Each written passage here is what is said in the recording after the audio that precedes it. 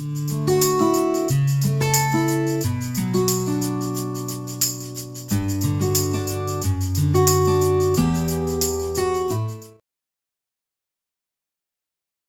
morning all of you. This is MVS Pawan Kumar, Department of Mechanical Engineering. Today we are going to see air standard cycles, fuel air cycles and actual cycles. Actually in last session we seen the what is meant by air standard cycles, fuel air cycles and actual cycles. And today we will see how these actual cycles are differ from fuel air cycles. So in air standard cycles purely we will consider only air as the working fluid. If you corrected for losses for these fuel air cycles, that is actual cycles. Now what is the difference between these actual cycles and fuel air cycles? Also in last class we discussed the losses which are occurring in these fuel air cycles that gives actual cycles. Now we'll see what are those losses.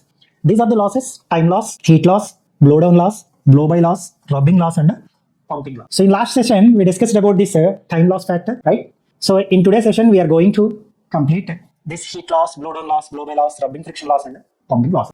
So heat loss. What is the reason behind this heat loss? So the reason behind this heat loss is due to transfer of heat to the water jackets and the cooling fins. The purpose of water jackets are to cool down the engine as well as cooling fins in air-cooled engines, right? And there is some heat transfer during compression as well as expansion strokes. This results the loss of heat and this decreases the maximum temperature, which results in decreasing in the specific heat, which leads to the decreasing in efficiency. So this is how heat loss decreases the efficiency of these actual cycles. Next one is blowdown loss. What do you mean by blowdown loss? So already blowdown loss is due to early opening of exhaust valves. What is the purpose of exhaust valve opening? To expel out the unbound gases before entering the fresh air fuel mixer into the cylinder. That purpose we will use this exhaust valve. So if we open this exhaust valve early, this results drop in pressure. If the pressure reduces, obviously it results the loss in work output during expansion stroke. Too early opening of this exhaust valve, loss of expansion work. So what is the better compromise to open this exhaust valve between 40 degrees to 60 degrees before BDC? Okay, in actual practice we will consider this at the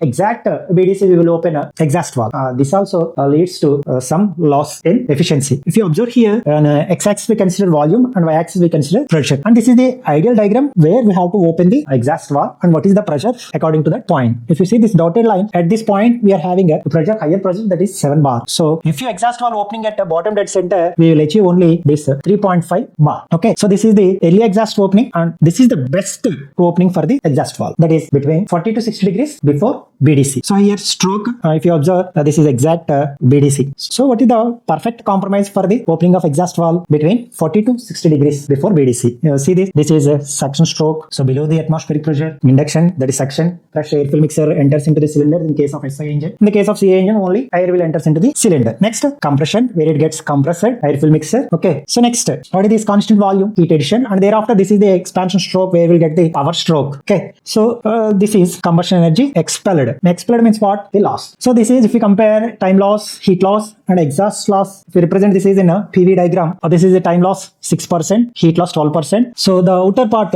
shows the fuel air cycle. Okay, if you compare that fuel air cycle with real cycle is nothing but actual cycle. So this is the amount of, this hatched area shows the amount of time loss, that is 6% when compared with the fuel air cycle. Heat loss, already we discussed what is the reason for heat loss. And this is the exhaust loss because early opening of the exhaust valve. So next, blow by losses. So this blow by losses is due to the cracks or services which are present in the cylinder. The blow by losses is due to the leaking of gas flow through services or gaps between the piston rings and cylinder walls. The gas usually leaks, flows through them to the crankcase. See here in this direction. This gas is leaking into the crankcase, which results in decreasing in efficiency.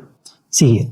After the explosion, the hot gases are flowing into the crankcase. Then how to avoid this blow by losses? By using piston rings, compression rings. These compression rings will provide proof elements to prevent the gas loss from the cylinder into the crankcase. Next, rubbing friction losses. If any two mating parts are moving, obviously there is a friction there. Rubbing friction is due to friction between piston and chamber valves. So what is the chamber valves? That is nothing but cylinder valves in various bearings and also includes energy spent on operating various auxiliary equipment such as cooling fans, water pumps, etc. For all this, the engine power will be utilized to run all these equipments. All are moving equipments. All this creates friction. The piston ring friction increases rapidly with the engine speed. If the speed of the engine increases, piston ring friction also increases. It can also increase to a small extent with increasing in mean effective pressure. The bearing friction and the auxiliary friction also increasing with the engine speed. Whereas both this piston ring friction as well as bearing friction and the auxiliary friction also increasing in the engine speed. Means rising the throttle. The efficiency of engine maximum at full load. Full load means 100% load and decreases at a part load, means not fully applied load. This is because the percentage of direct loss, pumping loss and rubbing loss increasing at a part loss. The appropriate losses for an SI engine using chemically correct mixture are shown in percent of fuel energy. If you see this figure, see typical losses in gasoline engine for compression ratio 8. For 8 standard cycles, normal 8 standard cycles, what is the efficiency at full load? 56.5. Half load also it is showing the same. Okay. Loss due to various specific heat and chemical equilibrium 13%. Right. So here direct heat loss, if you consider in full load, it is 4%, half load 5%. Like this, exhaust blowdown losses, pumping losses, rubbing friction losses, all this we can see in this table. Next, pumping losses. Pumping losses is nothing but during the suction stroke, we are supposed to do some work done to get the fresh air fuel mixer from outside into the cylinder. Right? Further, we require some work done to be done. Pumping work is the difference between the work done in expelling the gases during exhaust stroke and the work done in inducing the fresh charge during suction stroke. So at the end of the exhaust stroke, we are supposed to expel all these unburned gases to the atmosphere, as well as during suction stroke, we are supposed to suck the fresh air mixer into the cylinder. The work done difference between these expel and intake is nothing but the pumping losses. See here, this is the suction and this is the expelling. So the difference of the work done between these two gives us the pumping losses. Okay, so this is wide throttle open. This is part throttle open. Okay, look at wide, fully open. So real engines operate on open cycle. Open cycle means always fresh air will enters into the cylinder and unburned gases will be released into the atmosphere. It's changing the composition. Not only does inlet gas composition differ from what exists. Like that, but often the mass flow rate is not the same. For cycle to cycle, the mass flow rate is also gets changed. So during the combustion, total mass remains about the same, but the molar quantity changes. Finally, there is a loss of mass during the cycle due to crevice flow. Already we discussed in blow-by losses, what is in the crevice, some gaps, blow-by past the piston. These blow-by losses can be decreased the amount of in the cylinders as much as 1% during the compression. So these are the valve mechanisms, how inlet valve and exhaust valve operates. This is the piston and this is the crankshaft. Through this crankshaft, a camshaft will be connected. The power which is developed by the engine will be used to run this camshaft, and here there is a valve lifters.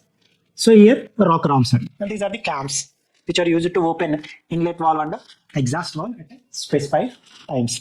And if you can see this is the camshaft. So by using this lobe, we can operate inlet valve and exhaust valve at a particular point.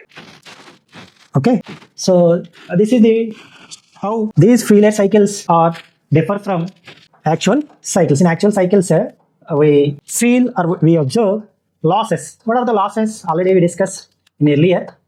These are the losses. If you correct these losses, then we can maybe approximately nearer to fuel air cycle efficiency. That is a time loss, heat loss, blow-by loss, blowdown loss, rubbing friction losses, and pumping losses. Okay, thank you.